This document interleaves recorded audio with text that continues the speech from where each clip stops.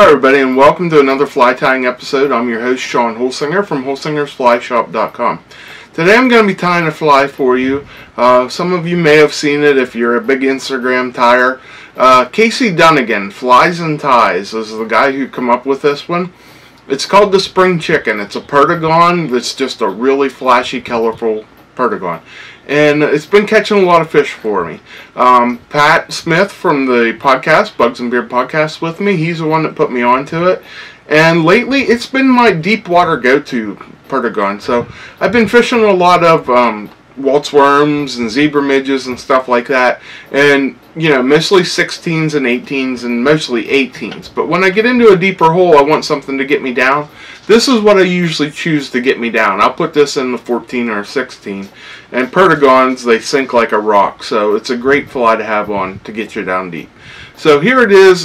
Check it out in the vise here and the material list and how to tie it.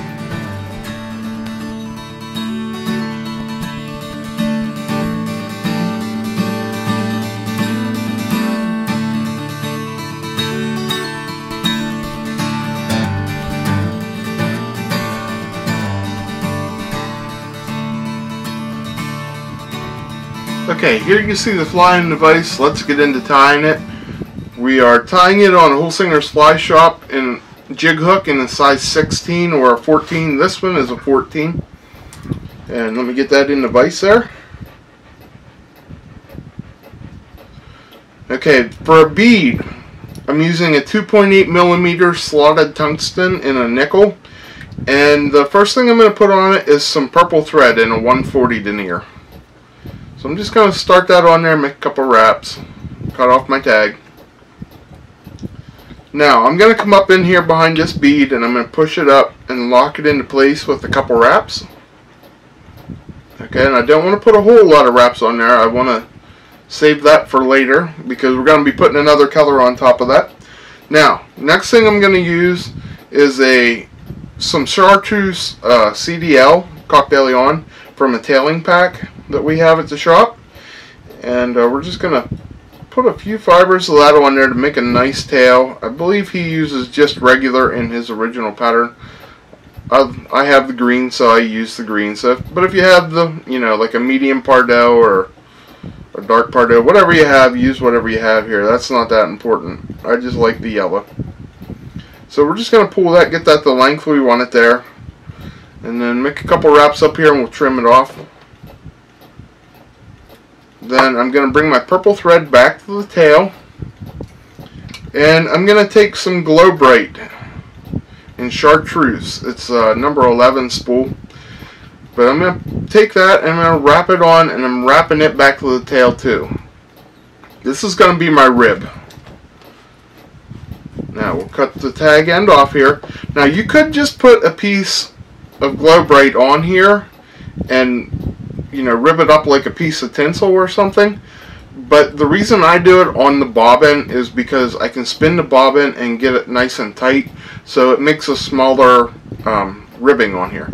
So now I'm just going to smooth out my purple thread, and I'm going to bring it up to the bead and just barely taper it a little bit towards the head of the bead there.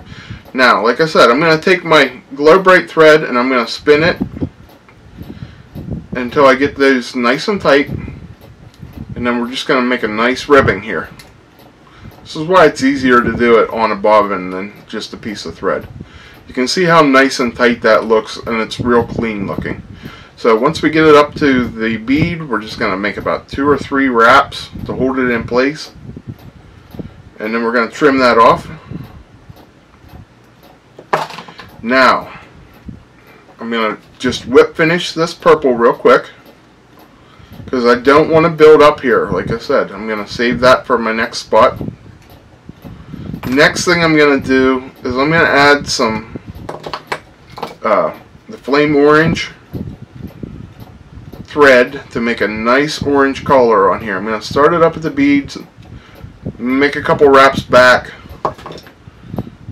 And you see there, I only made 5 or 6. I'm not making a big collar. And the more wraps you put on here, the bigger it's going to get. And I don't want it too big because I want to put a little shell back on here in a second. So now we're just going to smooth all of my thread out, get a nice color in there with a whip finish, get it good and tight, and then we'll cut our thread. Now we're going to put a shell back on here. For the shell back, what I'm going to use is some fluorescent green Solarez, colored Solarez. And what I want to do is I want to shake this up real good. If you don't shake it up, it comes out real thin and transparent on the head here. So shake it up real good. Stir it if you want to. And what I'm going to do, you see there, I still have a little ball that's open from a slot of my bead there. I'm going to make a really thin coat and just make sure I get it in that hole there of the slot, and I'm going to hit it with my light. I'm going to flash that real quick with my light. What that's going to do is that's going to cover up that hole and not allow my Solarez to go through there and come out in the eye. If you don't do that, a lot of times it'll run right through, come out in the eye, and glue your eye shut. So just a little tip for you there. I'll give you a free one today. And now I'm going to come back and I'm going to make a nice shell back on here, a nice even smooth one. I'm going to go from the orange right up over the bead there like you see. And we're going to hit that with a light, cure it. They say it takes 30 seconds to cure. The colored stuff I would give a little bit longer than you do. Like the regular stuff, bone dry and stuff, I don't give it 30 seconds, but the colored stuff, I do go a little bit longer. But you can see how this thing just glows with that light. It's all UV. Last thing we're going to do is some bone dry, just to secure those wraps on the back there, so the fish don't tear it up. Because you will catch multiple fish on this until you lose it. And if you're fishing it right, you're fishing it right on the bottom in the rocks, and you're probably going to lose them that way too. So just get a nice thin coat of bone dry on there, hit it with your light, and you're done. That is all that's to the Spring Chicken by Casey Dunnigan.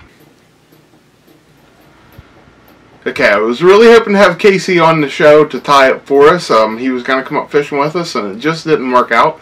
So I decided to share it anyhow, because it catches a lot of fish for us. Hopefully I'll get the chance to hook up with Casey, and we'll get to do some fishing in the future. But until then, use this pattern. It's a really, really good one. Works great for me and Pat. We've been catching a lot of fish on it, and it's actually a lot of fun to tie because, you know, color scheme, it's just the perfect color scheme for something I would like. I have a full row of it in my box, and you should too. So anyhow, guys, all the material you need to tie it, get it at our shop at holsingersflyshop.com. And please go over and listen to a couple of the podcasts. We'll be bringing more out here all the time. And it's summertime. We're slowing down a little bit. You know, we're doing a lot more fishing than we are podcasting. So we'll get back into that here shortly. But until then, you know, get over and listen to our old episodes and subscribe to both the YouTube channel and the podcast. And until next time, guys, you know, get out there fishing, keep your lines tight, and I'm Sean Holsinger.